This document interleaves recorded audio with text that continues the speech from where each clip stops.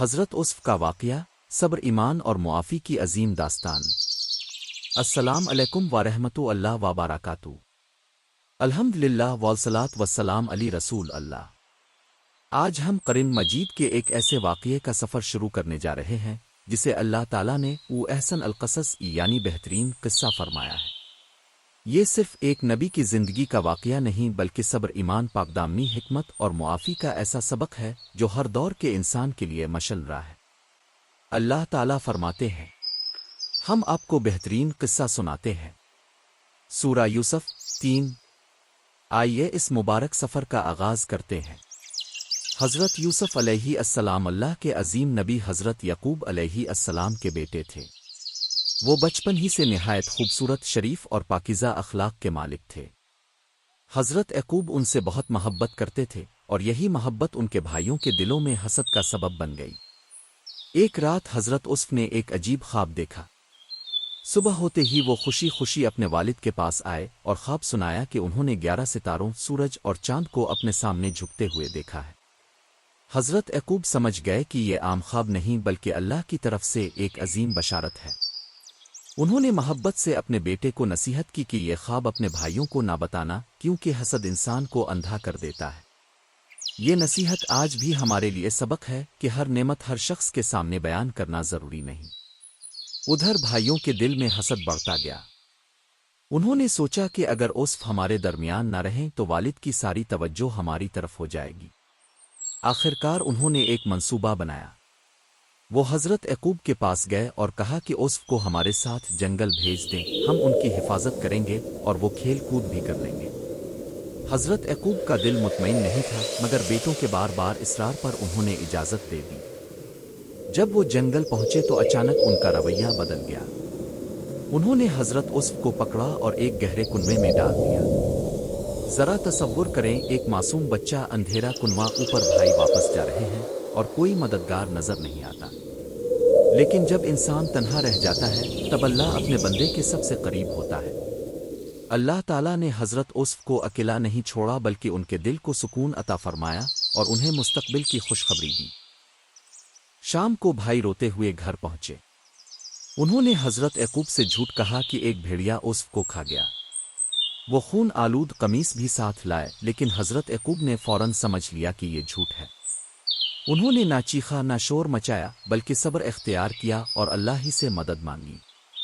یہ ایک عظیم سبق ہے کہ مصیبت کے وقت مومن سب سے پہلے اللہ کی طرف رجوع کرتا ہے۔ کچھ وقت بعد ایک قافلہ وہاں سے گزرا۔ جب انہوں نے کنویں سے پانی نکالنے کے لیے ڈول ڈالا تو اس کے ساتھ حضرت عصف باہر آ گئے۔ قافلے والے خوش ہوئے اور انہیں مصر لے گئے جہاں انہیں غلام کے طور پر فروخت کر دیا گیا۔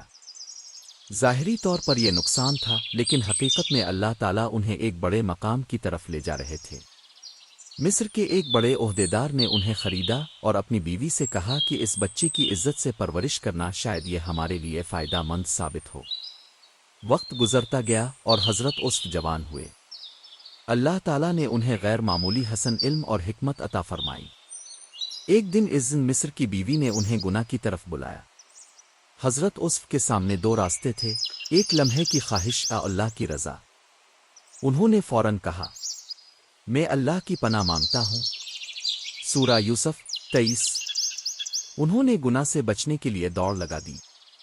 اللہ تعالیٰ نے ان کی پاکدامنی کو دنیا کے سامنے ظاہر کر دیا لیکن اس کے باوجود انہیں قید میں ڈال دیا گیا۔ عام انسان قید میں جا کر ٹوٹ جاتا ہے مگر اللہ کے نبی نے جیل کو بھی دعوت حق کا مرکز بنا دیا۔ وہ قیدیوں کو اللہ کی وحدانیت کی دعوت دیتے، ان کے سوالوں کے جواب دیتے اور ان کے خوابوں کی صحیح تعبیر بتاتے۔ یہ ہمیں سکھاتا ہے کہ حالات جیسے بھی ہوں اللہ کا بندہ اپنا کردار نہیں چھوڑتا۔ کئی سال بعد مصر کے بادشاہ نے ایک عجیب خواب دیکھا۔ پورے ملک میں کوئی اس کی تعبیر نہ بتا سکا۔ تب ایک شخص کو یاد آیا کہ جیل میں ایک نوجوان ہے جو خوابوں کی تعبیر جانتا ہے۔ حضرت عصف نے خواب کی صحیح تعبیر بیان کی اور آنے والے قحط سے بچنے کی بہترین منصوبہ بندی بھی بتائی۔ بادشاہ ان کی دانائی سے بے حد متاثر ہوا۔ پہلے ان کی بے گناہی ثابت کی گئی، پھر انہیں مصر کے خزانوں کا نگران مقرر کر دیا گیا۔ سوچیں، جو بچہ کبھی کنویں میں تھا، پھر غلام بنا، پھر قیدی بنا، آج وہی پورے ملک کی معیشت سنبھال رہا ہے۔ یہ اللہ کی قدرت ہے۔ کچھ عرصے بعد قحط آیا۔ حضرت یوسف کے بھائی بھی غلہ لینے مصر پہنچے۔ وہ حضرت یوسف کو نہ پہچان سکے، لیکن حضرت یوسف نے انہیں فوراً پہچان لیا۔ آخر وہ لمحہ بھی آیا جب حضرت یوسف نے فرمایا، میں ہی یوسف ہوں۔ بھائی شرمندگی سے جھک گئے۔ انہیں یقین ہو گیا کہ انہوں نے بہت بڑا ظلم کیا تھا، مگر حضرت یوسف نے بدلہ لینے کے بجائے فرمایا، آج تم پر کوئی ملامت نہیں، اللہ تمہیں معاف کرے۔ سورہ یوسف 92۔ یہ الفاظ تاریخ کی سب سے عظیم معافیوں میں شمار ہوتے ہیں۔ آخرکار حضرت یعقوب اور پورا خاندان مصر آ گیا۔ اللہ تعالیٰ نے حضرت یوسف کا وہ خواب بھی سچا کر دکھایا جو انہوں نے بچپن میں دیکھا تھا۔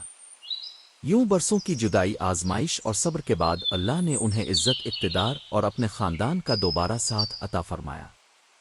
اس واقعے سے ہمیں کیا سبق ملتا ہے؟ حسد انسان کو گناہ کی طرف لے جاتا ہے۔ صبر کرنے والوں کو اللہ کبھی تنہا نہیں چھوڑتا۔ پاکدامنی دنیا اور آخرت دونوں میں عزت کا سبب بنتی ہے۔ مشکل وقت ہمیشہ نہیں رہتا۔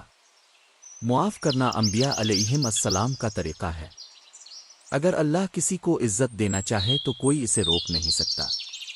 اللہ تعالی ہمیں حضرت یوسف علیہ السلام کی طرح صبر، تقوی، پاکدامنی اور معاف کرنے والا دل عطا فرمائے۔ آمین۔